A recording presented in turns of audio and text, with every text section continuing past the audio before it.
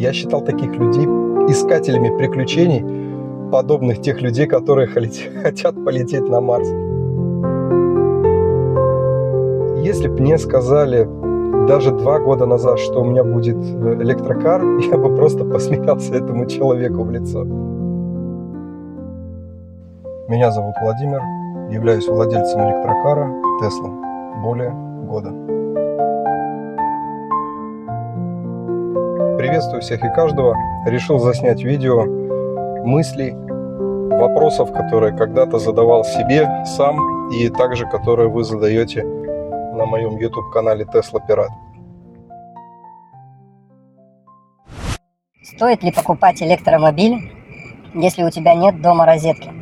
Я купил себе машину, не имея розетки вообще на своей парковке. Да и парковки у меня своей нет, она стихийная. Я живу в обычном квартирном доме из 3 этажей.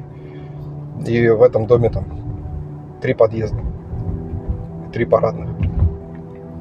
Никаких проблем нету. Во-первых, рядом суперчарджер. На работе, пока я работаю, моя машина заряжается. Я могу ее зарядить на работе за 1 час. У меня 50 киловатт там стоит. Могу поставить на трехфазную, это 11 киловатт.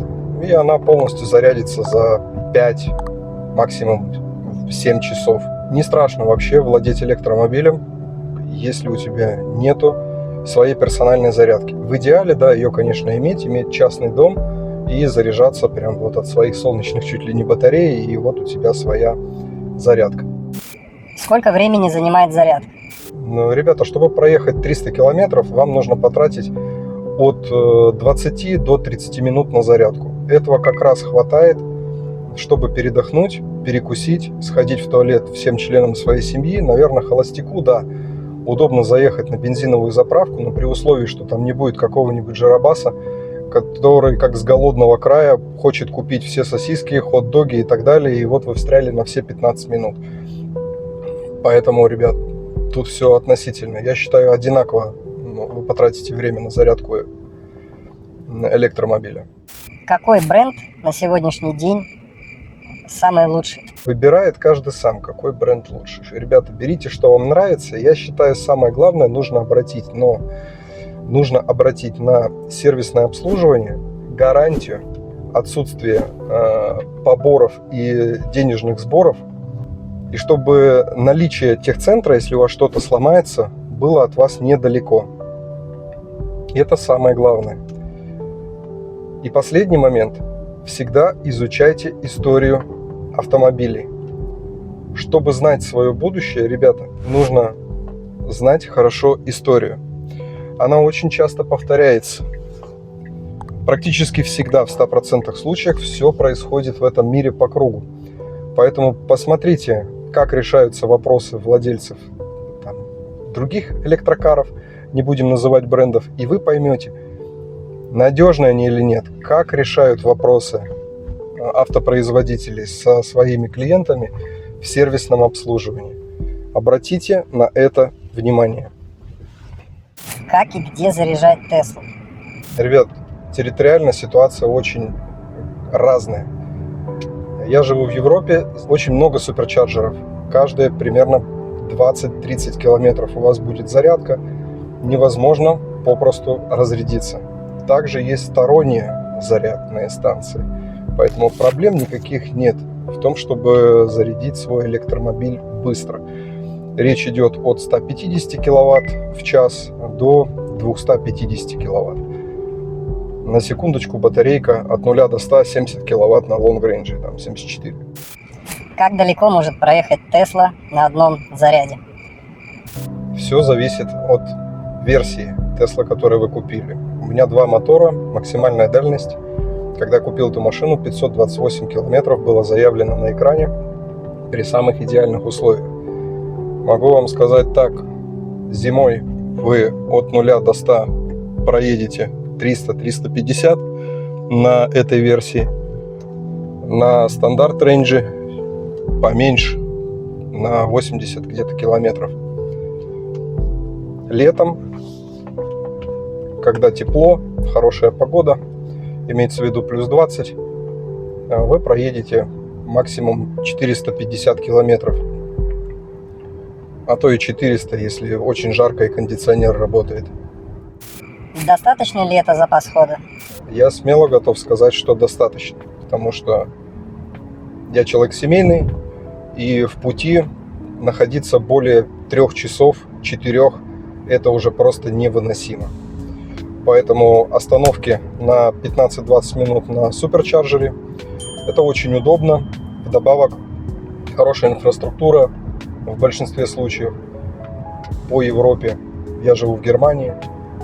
Это детские площадки, рестораны, кафе, хорошие туалеты. Не те, которые вы можете видеть на заправках, которые не убраны, плохо пахнут. А гольф-клубы, рестораны, закрытые, как правило, территории. Заехав вовнутрь, очень легко и просто на своем автомобиле вы получаете доступ ко всем этим благам. Какие особенности есть у Tesla? Особенностей, ребят, очень много. Первое, почему я купил эту машину и никакую другую. Хотя есть много производителей, которые могут предложить гораздо больше опций в комфорте, в визуальном плане будет более радовать. Я выбрал автомобиль Tesla именно потому, что у него, первое, отсутствуют сервисные интервалы, то есть не нужно привозить деньги каждый год, ты не обязан сервисных обслуживаний каких-либо проводить. Заменить только фильтра воздушные, которые фильтруют воздух в салон там, раз в 100 тысяч километров. Второй момент – это наличие автопилота. Проживая в Европе, в Германии, я хочу сказать, что здесь автопилот очень сильно кастрирован. Именно так я и хочу сказать, он кастрирован. Но даже с ограничениями я не трачу то количество сил, которое тратил раньше в дороге. Включив автопилот, я отдыхаю. Он видит лучше, реагирует быстрее, чем человек. Гораздо быстрее. Третий, последний основной момент, их очень много, но основные моменты, их 3. Техническая надежность. Я уже говорил то, что детали модернизируются, но вдобавок надежность заключается в том, что очень мало элементов последовательных, конструктивных в машине. Например, вот взять бензиновую машину, помпа, ролики, генераторы, теплообменники. Да, в Тесле тоже есть теплообменник, но там нет таких температур паразитных, как от двигателя, и нет таких нагрузок. Ролики всякие, чего только нету в двигателе, клапаны, сухарики, мелкие детали, колечки залегают, куча всяких моментов. Из-за одной малейшей неисправности, вот порвался ремень, все, вы встали. Плохое топливо залили, все, вы встали. На электромашине у вас таких проблем нет, потому что конструктивно автомобиль очень прост. В плане у него есть мотор, редуктор, привода, подвеска. Все, нету никаких ремней, нету ничего. Машина очень, ребята, надежная в том плане, то, что в ней меньше элементов, которые могут сломаться. Это является ключевой ролью. Почему стоит купить себе электрокар? Мотор и батарея – самые дорогие элементы в машине. Какой у них ресурс и что делать, если они сломаются? Это мотор, редуктор, батарея, гарантия 8 лет, 180 тысяч километров. Не каждая машина сейчас может пробежать 50-100 тысяч с двигателем. Ни BMW, ни Mercedes очень часто ломаются. Только те автомобили, которые работают в режиме такси, нон-стоп, они проезжают дальше всего и с наименьшими неисправностями. Как только у нас частые старты, стопы автомобиля в плане запуска двигателя, холодные старты особенно, ресурс сокращается неимоверно просто в разы. Задача всех автопроизводителей, чтобы автомобиль крякнул, как только наступает лимит по пробегу, либо по годам, чтобы продать детали, заработать на работе, компенсировать упущенную прибыль. В автомобиле Tesla гарантия 8 лет на вот эти элементы, которые я сейчас перечислил. На подвеску, к сожалению, в Европе 80 тысяч, либо 4 года. Вы можете смело 4 года передвигаться Мне вполне хватает 20 тысяч километров в год. Я считаю, это самый средний показатель 15-20 тысяч километров в год. Поэтому вы обеспечены отсутствием затрат на ремонты, обслуживание на протяжении первых 4 лет владения электромобилем точно, ограничившись, конечно же, 80 тысяч километров. Стоимость запчастей вполне приемлемая. Всех расходных материалов, которые могут сломаться в автомобиле Tesla. Стоимость работ выбирайте сами. Тут как бы разброс очень большой. Можно и дешево, можно и дорого. За что отдавать 5 десятков тысяч евро, например, за Tesla Model Y? Ведь там нет никаких кнопок и опций. Совершенно верно. Здесь ничего нет, потому что это не надо. Все есть в экране, и большинство функций, которые мы раньше привыкли нажимать на кнопки, они все автоматизированы. Если вам нужно что-то активировать вручную, вы всегда можете зайти в экран.